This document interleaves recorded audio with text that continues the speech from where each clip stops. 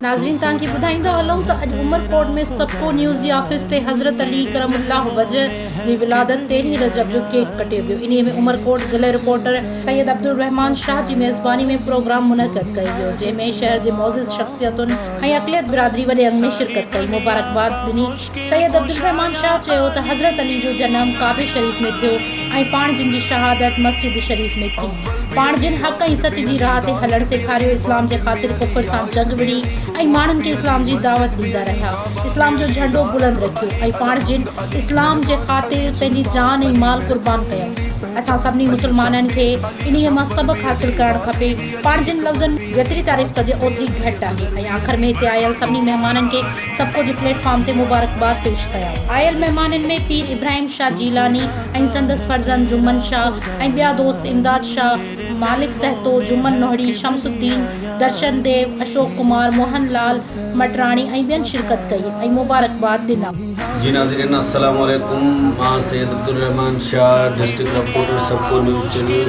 अॼु असां डिस्ट्रिक्ट उमरकोट सबको जी ऑफिस ते आहियूं त हिते जेको सो सैयद साईं इब्राहिम शाह बतौर कुझु ॿिया असांजा सैयद बिरादरी जा माण्हू ऐं कुझु आयल दोस्त ॿिया असां हिते गॾु आहिनि। छा आहे जो अॼु असां हिकिड़ो वॾो एतमाम जेको आहे इहो रखियो आहे हज़रत अली अलैहिस्सलाम जो 13 रजब जो जेको विलादत जो ॾींहुं आहे, उन ते असां इहो जेको सो प्रोग्राम रखियो आहे ऐं उन हवाले सां जेको बि कुझु मौक़ुफ़ असां साईं सैयद इब्राहिम शाह खां वठंदासीं उहो पाण पेश बयान।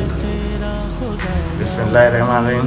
सभु आयल दोस्तनि खे तहे दिल सां तव्हांखे मुबारकबाद पेश कयां थो हज़रत मौला अली अलैहिस्सलाम जी विलादत जे मौक़े ते।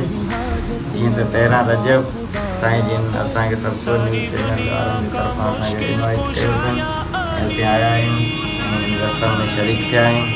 सभिनी मोमिननि खे मौलाइनि खे तहे दिल सां ईद मुबारक।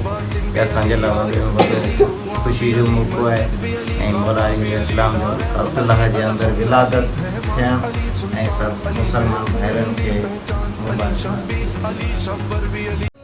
सजाया हुआ नूरी दरबार है, मेरे आसपास मेरा अली सरकार है।